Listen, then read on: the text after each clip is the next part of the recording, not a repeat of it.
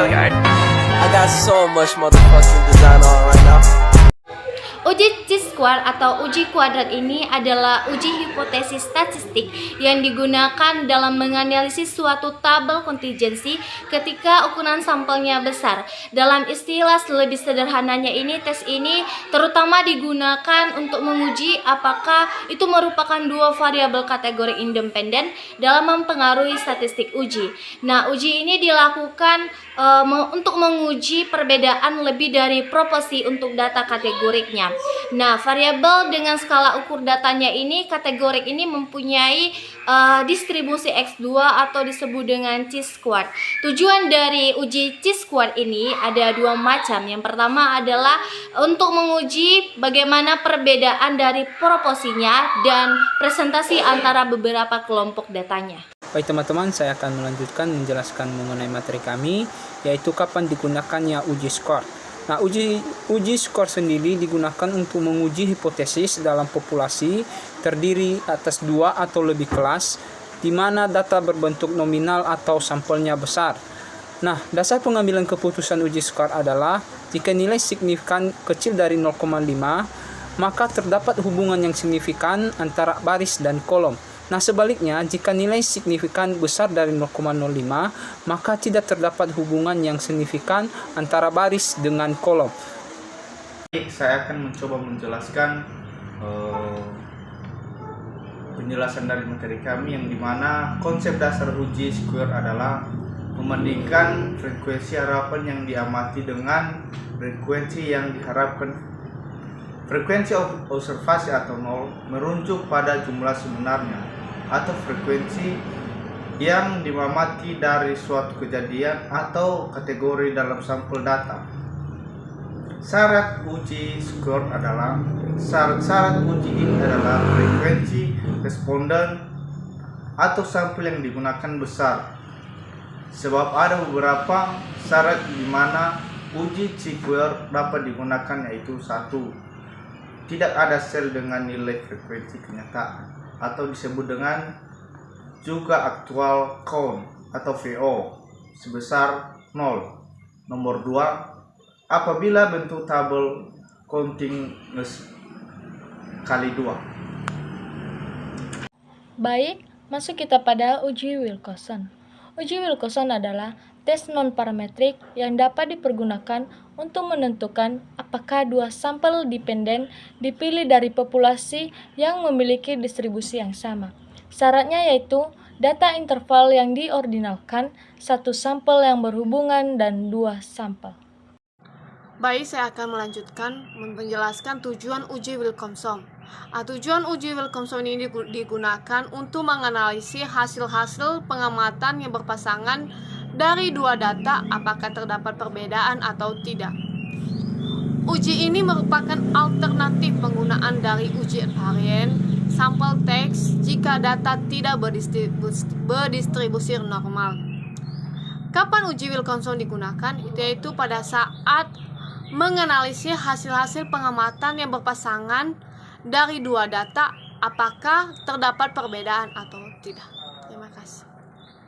Mau lanjutkan menjelaskan dari penjelasan kami yang dimana dasar pengambilan keputusan uji Wilcoxon dan adalah yang dimana adapun dasar pengujian dalam uji ini adalah sebagai berikut.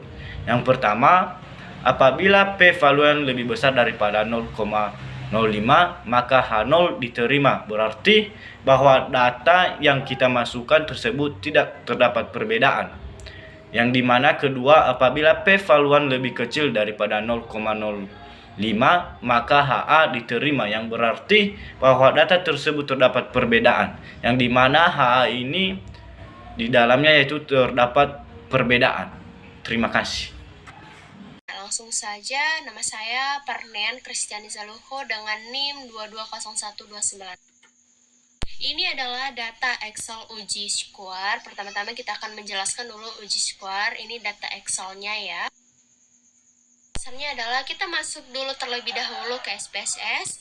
Lalu sudah muncul data SPSS, lalu masuk ke variable view, di mana di sini kita akan mengisi tingkat, jumlah, numerik, dan value maupun make sure-nya. Oke. Sudah selesai, langsung masuk kita ke data.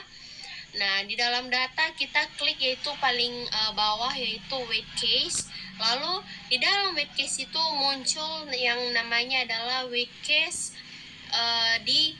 Kita klik di sini nanti ada tingkat dan jumlah. Nah, jumlah kita masukkan ke dalam weight case by, kita klik weight case by lalu masukkan ke frequency variable yaitu jumlah. Lalu hasilnya nanti ini. Oke, di mana ada frekuensinya adalah tingkat dan tes statistik. Sekarang kita akan menjelaskan dari hasil SPSS-nya. Nah, di mana SPSS-nya ini adalah tes statistiknya yaitu tingkat dari kelas pertama sampai kelas kedua dan kelas ketiga, di mana frekuensi pengamatan kelas pertama adalah 194 dengan nilai harapannya adalah 201 dan dengan residualnya adalah minus 7,0. Lalu di kelas kedua yaitu frekuensi pengamatannya itu adalah 225 dan nilai harapannya adalah 201 dengan residual 24,0. Dan kelas terakhir adalah yaitu frekuensi pengamatannya adalah 184 dengan nilai harapannya adalah 201 dengan residual minus 17,0. Dengan total adalah nilai frekuensi totalnya semua adalah 603. Lalu saya akan menjelaskan yaitu tes statistik, di mana tes statistiknya ini adalah yaitu nilai tingkat kepercayaannya adalah 4,547, di mana alfanya adalah 0,05, di mana DF-nya adalah 2 dan SIG adalah 103 atau 0,103, di mana kesimpulannya yaitu di mana ini adalah lebih besar dari 0,2, maka HO-nya ini diterima, maka lomba dari RB3 sampai ke RB1 adalah baik. Oke, itu saja dulu penjelasan dari C-square. Sekarang uji Wilcoxon. Nah, masih bersama dengan saya akan menjelaskan yaitu SPSS uji Wilcoxon. Di sini saya sudah menyiapkan yaitu data Excel-nya. Nah, ini data Excel-nya, di mana di situ adalah strategi A, strategi B, dan lalu langsung saja kita masuk ke SPSS, lalu muncul semua data, lalu masuk ke variable view, kita masukkan yaitu strategi prestasi, lalu kita masukkan value, di mana nanti value labelnya ini masuk seperti ini, lalu masuk ke make sure, oke, di mana muncul sudah datanya sudah masuk ke analyze, di mana analyze kita klik yaitu non parametric trace, lalu legacy dialog, lalu masuk ke key independent sample. Itu nanti di dalam munculannya ini nanti kita pindahin yaitu prestasi dan strategi, di mana strategi kita masukkan ke grouping variable dan test variable kita masukkan ke prestasi, oke. Lalu muncul nanti lagi kita akan mengklik yaitu define range di bawah grouping variable, yang di bawahnya adalah strategi. Lalu kita klik define range dan muncullah yaitu several independent sample. Nah, di mana muncul nanti several independent sample, di mana nanti kita masukkan ke dalam minimum 1 dan maksimum adalah 3.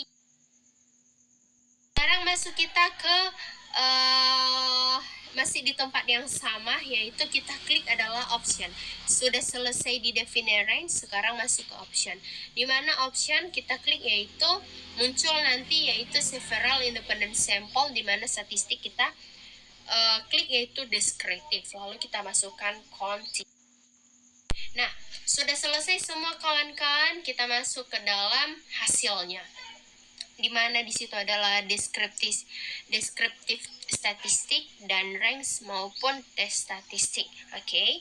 Di mana di situ adalah saya akan menjelaskan yaitu deskriptif statistik dari hasil dari prestasi dan strategi. kelas A, B, dan C, di mana statistik deskriptif ini adalah nilai gabungan 3 strategi tanpa gabungan siswa 16 dengan nilai rata-rata yaitu 62,12 dan standar deviasinya adalah 13,58 dengan minimum atau nilai terendahnya adalah 35 dan nilai tertingginya adalah 87. Sekarang saya akan menjelaskan yaitu output dari cross-skull wall stakes atau ranks, oke?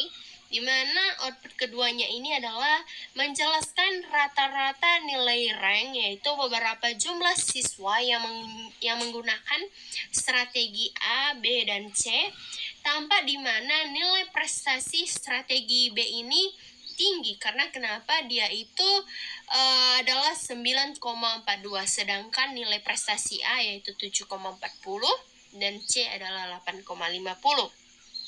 Nah, di mana sudah jelas di situ bahwa prestasi B yaitu lebih tinggi dari yang keduanya.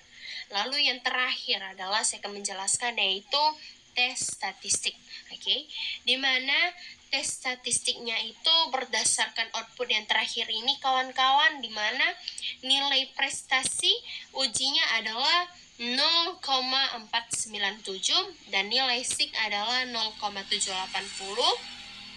Tanpa nilai SIG ini lebih besar dari 0,05 sehingga bahwa HO ini tidak berada di area kritis, sehingga kita dapat menyimpulkan atau mengambil kesimpulannya adalah tidak ada perbedaan antara A, B, dan C. Oke, terima kasih. Itu saja yang saya akan jelaskan, yaitu SPSS dari uji square dan uji Wilcoxon. Apabila teman-teman kurang paham, boleh nanti kita diskusikan di ruang kelas. Sekian dan terima kasih dari saya. Saya ucapkan terima kasih. Yahoo.